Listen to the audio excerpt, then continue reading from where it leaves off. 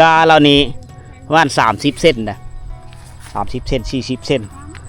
หิวย่ำเลิกกินย่ำนั้นได้เพื่ออาหารกินใช่เลยอาหารดำหน้าสู้อ๋อพี่เลอนี่ไก่น้ำตับนะตับแล้วดำหน้า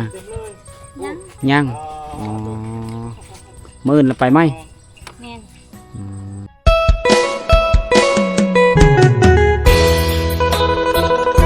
ทักทายสบายดีพ่อแม่พี่น้องสบายดีบรรยากาศยามแรงๆนะกันดีต้อนรับทุกคนเข้าสู่2 พอสีหอมทีมงานชนบทคือเก่าคือเดิมทุกคน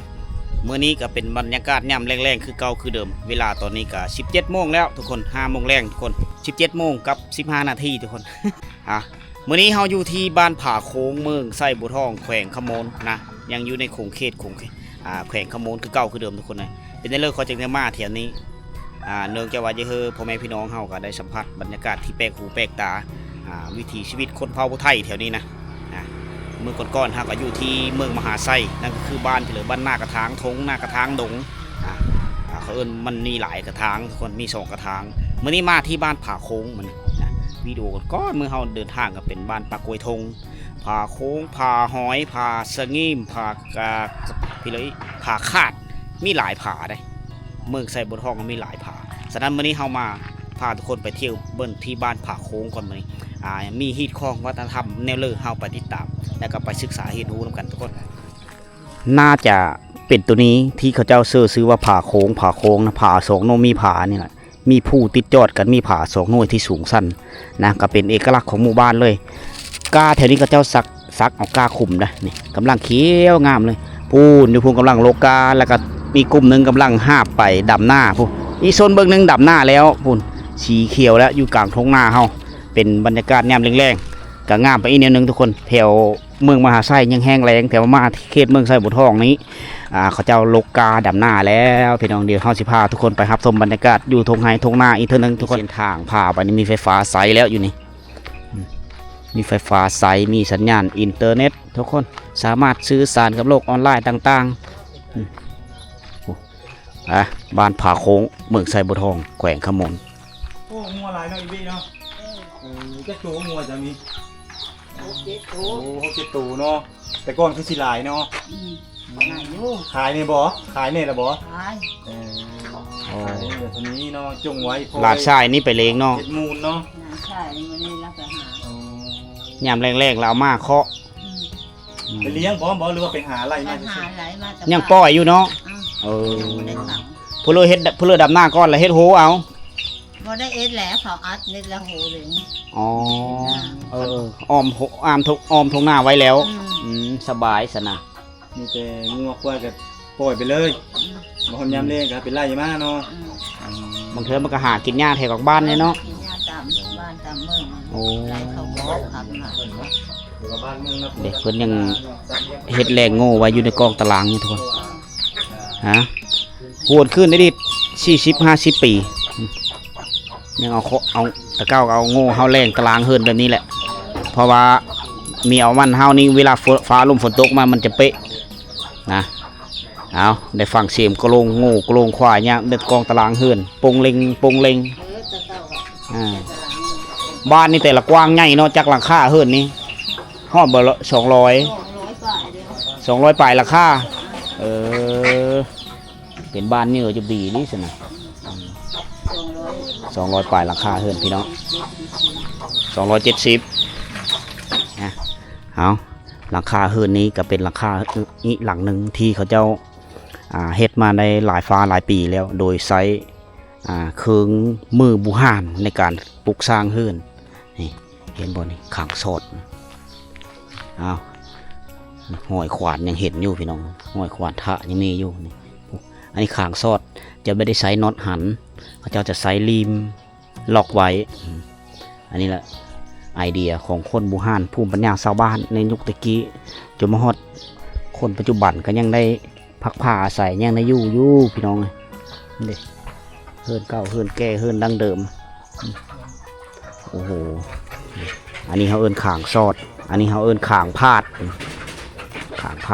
เลยด้วยมือทั้งนั้นแหละส่วนใหญ่เขาใช้ไม่แค้นมีแต่รีมก็ใช้รีมล็อกเบิดแถวนี้ ลิมมีพุ่นกับลิมไหนเวลาลมมาแห้งนี่ก็รับประกันเพราะว่าเขาเจ้าฝังดินเด้จะใส่ฝังดินได้มันจะปีนี่40-50 ปีโปะมึงกินไม่ได้ได้เอาเฮินบูฮานดังเดิมเฮินอันนั้นเฮินยุคใหม่หลังอันนี้คือบ่อนสถานที่ที่ตกกาเขาเจ้าจะเฮ็ดโหที่ถาวรไว้เลยเอาไม้ลักเอาลักไม้แก่นมาฝังแล้วก็ต่อแบบถาวรเลยถึงว่าดำให้ดำหน้าแล้วก็ตามเขาเจ้าค่อยรักษาไว้ในนี่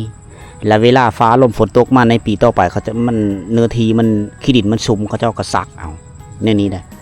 ถ้าแล้วมีน้ำแล้วเขาเจ้าก็ไปดำเลยพูดกลายเป็นท้องหน้าที่สีเขียวแล้ว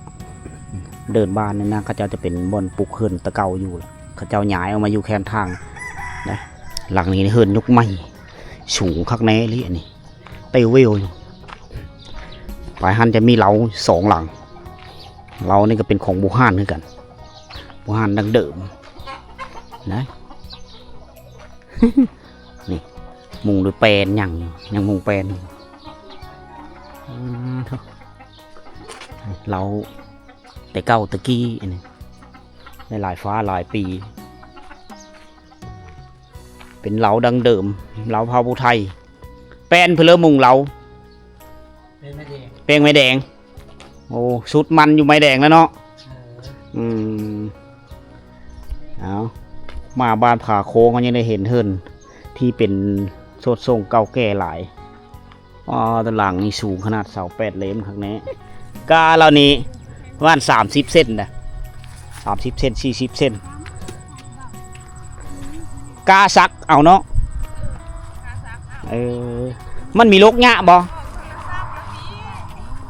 โรคสบายอยู่บ่เดี๋ยวมัดไว้โรคแล้วก็มัดคือบ้านค่อยโรคเฮ็ดคือเดียวเลยบ่แหละมัดเยอะโลแหละมัดจำได้บ่บ้านตะกี้เลิกเจ้าอะบ้านนาหางน้อยเมืองสะพรแขวงสะเวทแขวงสวรรณเขตมาทางนั้นเนาะซื้อฉี่หอมไปที่เลิกมาที่เลิกมาเก็บภาพบรรยากาศ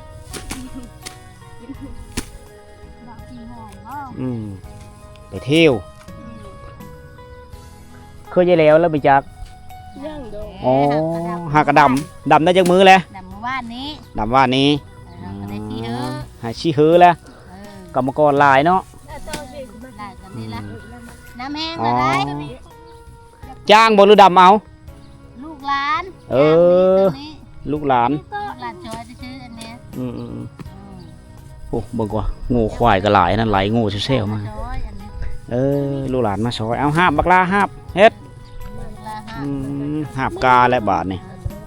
ดำแล้วบ่ทังนะยังมีท่านได้ดำผู้มีท่านได้กากับมีสุรายเขายอดเอาแถวเฮาในเดี๋ยวนี้เฮ็ดมันมีได้น้ำแล้วเขายอดจะผู้ลายหายหลายทงแล้วเขายอดแน่ดำแน่ผู้น้อยระดำเอาน่ะผู้เลยคนน้อยบัดหน้าหลายได้ยอดมันมีท่านเด้แห้งงานน้อยตัวเพื่อเอามัดใหญ่เถอะครับมัดเยอะดีเนาะทุกไปแล้วนั้นพนักงานลำเลียงมัดกาบรรยากาศยามแรงๆพี่น้องเลยมาตามติดวิถีชีวิตของพี่น้องพี่น้องเผ่าผู้ไทยทางเมืองไซบัวทองเป็นนางนี่ได้ดูแล้วตอนเข้ากองโอ้เฮ็ดซ้ำเฮ็ดได้แล้วเนาะหาไปได้เบิ่งละ2 มัดนี่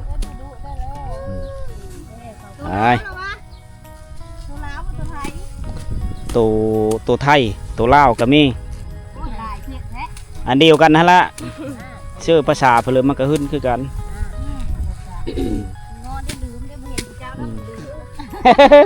ได้เห็น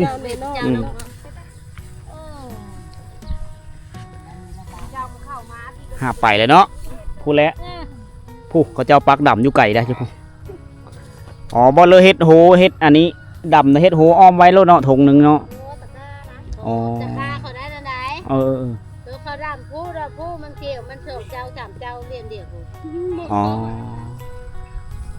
เขาเจ้าจะเฮ็ดโหอ้อเลาะตามแคมบ้านเลยนะพวกตามทางเนาะนี่ระดับจังดีผู้ไม่ทันได้กล้ากระหลาย เอาผู้ประทันแล้วผู้น้อยละเลี้ยงผู้หลายละย่างนั่นละ ชิเลอร์เขาเอิ้นผ่าโค้งตัวนี้ว่าโค้งนะ อันนั้นน่ะฝาผูก อันนี้เนาะ อันนี้ ฮะอันนี้ผ่าคาด ผ้าชาติ ผ่าชาติผ่าธาตุผ่าธาตุ ผ้าโค้งบ้านผมมีผ้าโค้งพระโค้งแล้วเขาเอิ้นผ้าโค้ง โอ้ผ่าโค้ง พระโค้งแล้วมันยู่ธาตุยู่เหนือของเฮียน อ๋อ เขาเอิ้นผ้าโค้ง ให้ยาว่ามีหน้าผ่ามีผ่าใช่เนาะเอิ้นผ่าโค้ง พระโค้ง ถือแท้ละพระโค้งเนาะ พระโค้ง มีประวัติความเป็นมาคือพระโค้งเอาอันนี้ธาตุ นี่เขาเอิ้นผ้าธาตุ อันนี้ผ่าธาตุพี่น้องเป็นเอกลักษณ์ของหมู่บ้านเลยตั้งทะเลอยู่แคมป์ทงนานี่แหละอ้าวผู้อยู่พูนกับโลกาคือกันอยู่ถึงสถานที่ที่เขาเจ้าจะเฮ็ดกาตกกาเขาเจ้าจะเฮ็ดโหออมไว้เลยนะยูเนอร์จะเป็นกาและยูนี่จะเป็นยานะแถวนี้โง่ควายไม่ได้เขามามันก็เลยป่งเงาเอาโง่ควายมาเลี้ยงโอ้ตุ้ยพี่มีแห้งฝนตกมานะมันกลายเป็นสีเขียวเบิดแถวนี้โอ้เบิ่งกกเผาเลนสับลาบอยู่พี่น้องเขาจะเห็นนกเองนกเผือลายๆแล้วช่วงฤดูกาลนี้อ๋อเดี๋ยวเอาเริ่มเห็ดไห้เห็ดนาละปักดำเข้าหน้าปีเห็ดไปเธอละน้อยถ้าเพื่อมีเนื้อทีหลายเขาเจ้ายอดเอาน้ำเพื่อมีโคตรคนมีลายกะนาน้อยกะได้ดำเอาโลกาดำหน้าแล้วเนาะเห็ดไว้ดออันนี้ของแนวได้กาเนาะ มาเด้อกินข้าวยามแรงล่ะ กินข้าวอยู่ตะกร้ามือ กินอยู่ตะกร้าเลยดำได้จากมือเลยนี่ กระดำมือนี้ละ อ๋อหากระดำมือนี้ มาแล้วสิเห็ดบ่เท่าวะ ลกน้ำดำน้ำบ่ตัวได้น้ำไว้เนาะน้ำไหลมาตะโหยตะผ่าผู้บ้องฝนตกมันค้างเลยน่ะดินอมน้ำเนาะ มาแล้วไปเบิ่งยูคลิปเห็ดนั่น อ๋ นี่ได้ อเฮ็ดซอยกันทั้งโพทั้งเมทั้งลูกสาวพร้อมลูกชายบ่มีท่านได้ลูกเพอได้แล้วยังได้ลูกเขยก็ได้ลูกไผ่ ได้ลูกเพอ ได้ ลูกเขย ลูก ไผ่นั้นยังบ่ได้ ได้ลูกเขยแล้วเลยจังสีได้วิธีชีวิตบ้านเฮาอยู่ไปกินข้าวเลยหิวย่ำเลยกินย่ำนั้นได้เพื่ออาหารกินใช่เลยอาหาร กันหน้าสู้ อ๋อพี่เลอนี่ไก่ น้ำตับนะ ตับเฮ็ดลาบมื้อเวทนี่กินแกงไก่แล้วมันบ่แล้ว ยังมีแล้วเยอะอีกกินอีกเนาะโอ้กินนะ บ่แล้วเห็น แล้วเห็น โอ้กินข้าวบ่ ข้าวเด้อ กินข้าวกับเพลอนี่ ลาบตับ โอ้สุดยอดทั้งนั้นแล้ว บ้านเฮาละเอิ้นว่าน้ำตับ โอ้ น้ำตับ ขนาดแล้วน่ะสุดยอดเลยแหละพี่น้อง ในช่วงเวลาที่เป็นโรคกาแล้วรู้สึกอิดเมยแล้วก็หิวเข้าแล้วก็กินเลย ลูกง่ายบ่เท่าง่ายอยู่เนาะมีน้ำกับตัวนี้ตัวเลือกง่าย ไปแล้วเบิ่งเด้อโยมอยู่ต่อซับ โลกาบ่มาโลกาบ่เจ้ากะ ยังมีน้ำบ่มีแล้วมัน ยังหลายแท้ ยุบๆนี่เอาพี่น้องเอาลูก ช่วงเดือน5อะไรแม่นซักเลยนี่เนาะซักเป็นต้นเดือน5แต่ต้นปีใหม่ลาว นั่นแหละ นี่ อันนี้มัน หากซักวังเดือน6นี่บ่ จี้กันเลยบ่จี้กันเลย ป้ายสามทิศ อันนี้อันใดยื้อไว้ยุบดีเนาะสายเวลาเพียงแต่2ทิศปลายได้ลกเลย ดินกะลกง่ายๆมันพุย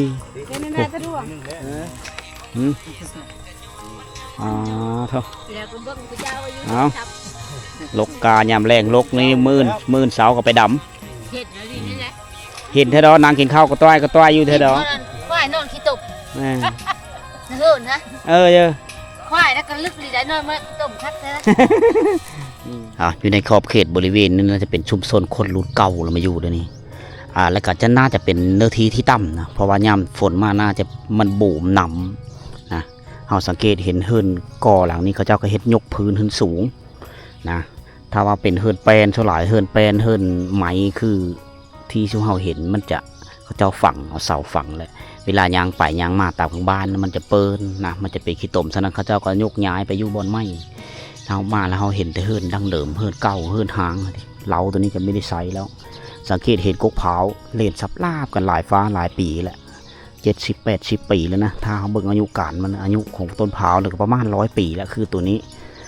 ต้นมีแต่ต้นยาวๆใหญ่ๆทั้งนั้นเลยซับลาบก็เป็นหลายต้นแถวนี้ไฟฟ้าตะข่ายไฟฟ้าไม่ได้มาฮอดเขตนี้ถ้าว่าไฟฟ้ามาฮอดนี่เอาสายไฟไปแถวนี้มันจะเขาเจ้าจะตัดเบิดฉะนั้นเฮิร์นคนแถวนี้กลายเป็นเฮิร์นมันส่วนหลายนี้มีคนอยู่แล้วนะสายไฟฟ้าไม่ได้ผ่านแถวนี้ก็เลยเฮ็ดเธอต้นไม้นับแต่ต้นโมงต้นขามยั่งเป็นสถานที่เลี้ยงงูเลี้ยงควายของชาวบ้านละอยู่นี่เด้ถ้าสังเกตเห็นลักโหเขาเจ้านี่ลักเพอละออมมันในแม่นขอบเขตดินปลูกสร้างนะของเพิ่มมันละนี่คือเฮิร์นหลังนี้หางแล้วแต่ว่าไม้นี่ยังใสได้ยังแน่นหนาถาวรในไม้เลยยังมันเพราะว่าไม้ตะกี้เขาเจ้าเอามาเนี่ยจะเป็นไม้ดูไม้แดงเป็นเฮิร์นหางแล้วตัวนี้เราสังเกตเห็นไหเล่าในตะกี้ในเมื่อก่อนเพิ่นน่าจะมุ่งแปลนเพราะว่าเห็นนั่นข่าวมันทีนี่มันมุ่งแปลนอันนี้ได้เฮิร์นบุหานตะกี้ได้เสานี้เฮาสามารถเอาไปเฮ็ดเฮิร์นในยุคปัจจุบันกันมันดีเป็นข้างซอดไปปูแปลงเอาไปประยุกต์ใช้แนวใหม่ไปเฮ็ดเทงให้เทงหน้ากับมันเด็กในตะกี้เขาเจ้าจะเฮ็ดเสากลางคืนจะเฮ็ดเสามีเถิงพุนเพราะว่าเยอะมีเนื้อทีนี่กว้างทางในนะอันนี้คือไอเดียของคนในตะกี้มาคุมนี่สายไฟนี่พอเพียงแต่มาฮอดแต่นี่เป็นซุ่มส้นยุคเก่าเดี๋ยวเหลานี่ก็ไม่ได้ใช้แล้วเขาจะมีทะเลหมางนะเลยป้าและเหลานี่ก็เขาเจ้าน่าจะย้ายเอาไปอยู่เฮือนอยู่แค่นทางแม่นเมื่อเลยเป็นล็อกต่อหน้าไปนี่ก็จะกลายเป็นทงหน้าได้ไหมในมือคนย้ายไปเมื่อแล้วก็เฮ็ดหน้าเชื่อคือหลังนี้ก็ยังมีคนอยู่แต่มุ่งสังกะสีแล้วสังกะสีน่าจะเอามาเชื่อไม่สังเกตเบื้องก่อนก็เป็นก่อนที่แล้วแม่นรถเป็นก่อนเป็นข้าวที่แล้วแม่นเขาเจ้ามุ่งแป้นในตะกี้โอ้สอนไม้เฮ็ดเทินเขาเจ้ามีแต่ไม้ใหญ่มีแต่ไม้ดูไม้แดง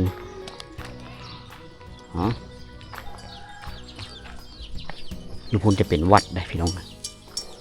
บ้านนี้เป็นบ้านที่ใหญ่200 ปลายกว่าหลังคาเฮือนบรรยากาศยามแลงโง่ควายเต็มอยู่กลางบ้านเลยโง่เพราะว่าเขาเจ้าเห็ดหูออมเอาทงหน้าตีนบ้านเนี่ยเห็ดหูกันไว้เลยมีเฮือสัตว์เลี้ยงออกไปตัวนี้นี่ในยุคตะกี้เขาเป็นน้ำสร้างเลยนี่น้ำสร้างคนตะกี้แล้วมันใส่น้ำอันนี้มาตักอันนี้ใส่โดยไม่ใส่ไม่ขอเกาะตักขึ้นมาเอาตกมาห้องปัจจุบันนี่เพิ่นก็ไม่ได้ใส่เลยล่ะเพิ่นก็เอาไม้มาปองไว้ยันงูยันควายตกสำหรับคนนะเขาหูกันเบิดแล้วมีเป็นเพิ่งอย่าแต่สัตว์งูควายหมูเห็ดเป็ดไก่ตกลงก็จะอัดไว้เอาไม้อ้อมไว้พอข้าวนะบ้านผาโค้งนี่มีเฮิร์นดังเดิมหลายเด้อทุกคนเฮิร์นบุหานเฮิร์นเก่าแก่แต่สมัยนั้นเขาเจ้าใส่ขวานทะเอาไปแล้วเบิ่งว่างูควายไหลมาแล้วก็เอาเฮาแรงไว้ในนี้นะผู้ในกองตารางเฮิร์นนะมาแต่หายแต่ส่วนละมาแต่หน้าละเขาเจ้าเริ่มปักดำเข้าหน้าปีแล้วแถวนี้เป็นเขตที่อุดมสมบูรณ์ฝนตกดีมาแต่หน้านะ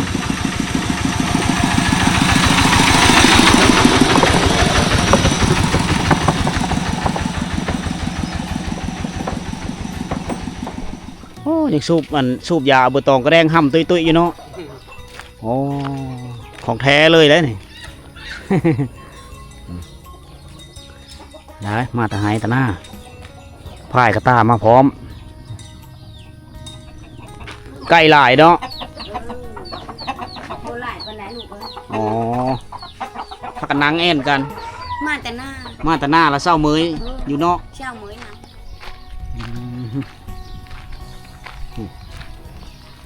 มาแต่หน้าเอาควายมาพร้อม มาแต่หน้าละเอาไปเลี้ยงอยู่หน้าบ่ดำหน้าละดำแล้วเนาะเลี้ยงมาเฮิร์นเราเอาควายมาแต่หน้าพร้อมแต่สิละวิถีชีวิตยามแรงบ้านเฮาควายก็4 โตไปเอามือเขาเคาะเขาแรงมุมนี้นี่คักในเฮิร์นเขาเจ้านะนี่คือเส้นทางเขาไปเฮิร์นนี่หลังคาเฮิร์นหนึ่งเราชุดอยู่นี่นี่มีน้ำมีมือมีคลองน้ำนี่ก็เป็นบ่อนงูควายนอนเลยอันนี้เป็นเฮิร์นเก่าแก่ต่อมาแต่เฮิร์นหลังนั้นแหละน่าจะเป็นมานึ่งเขาดังไฟอยู่นี่เป็นเฮิร์นทำอิฐของเขาเจ้าแหละกลายเป็นในเมื่อปลูกสร้างเฮิร์นหลังใหม่แล้วก็ตัวนี้ก็จะเป็นเฮิร์นเก่าแก่ติดกับหนองสาปะมันก็มีสะอาดไปเลยทุกคนเลยเขาเจ้าก็ยกย้ายไปอยู่ทางก็เลยสุดหลายมาเลยมาตะดำหน้าแล้วเซลมาแล้วมาตะดำหน้าเลยเนาะนี่ ยังไม่ดับ ยังมีดำอ๋อแล้วแหละพักผ่อนก็เนาะคำแล้วพักกันมาแล้ว มาแล้วเนาะ อ๋อไข่แต่หน้ามีไก่ไปเลยไม่ได้คำแล้วพากันมาแต่หน้าเยยมาแล้วแม่พี่น้องเลยคูณขึ้นในดิดภาคอีสานเนาะประมาณ30-40 ปีไปแล้วยามมื้อเสาร์เราก็ไปตั้งแต่เสาเลยยามแรงแล้วก็มาตะเวนคอยคำเลยตะเวนเคลิ้มตกดินอันนี้เขาเอื้นว่าผาชาติ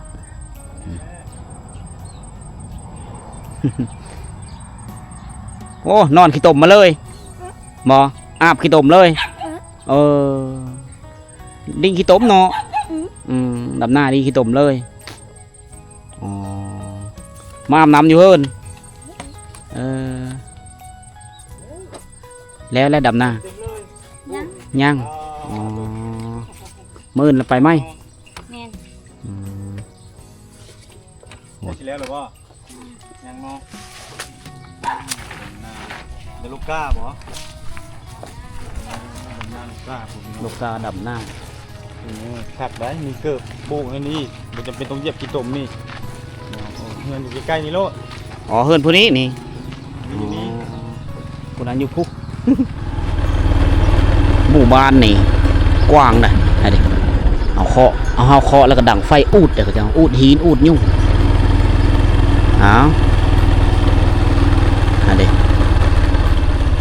อันนี้คือบรรยากาศแคมทงหน้าแคมทางอยู่ในบ้านผาโค้งอะไรพี่น้องเขาเจ้ามาขายปิ้งเอ็นจ้ามเอ็นนะแถวนี้นะพอเริ่มมาดำให้ดำหน้าไม่มีเอ็นอยู่กินก็มาซื้อกินขายพี่เหรอ ขายจ้าม ขายจ้ามเอ็นจ้ามซีน จ้ามหัวใจ จ้ามหัวใจ เงินก็มีจะ พอเริ่มมาแต่ให้แต่หน้าหากินกับท่านเอาไปกินเลย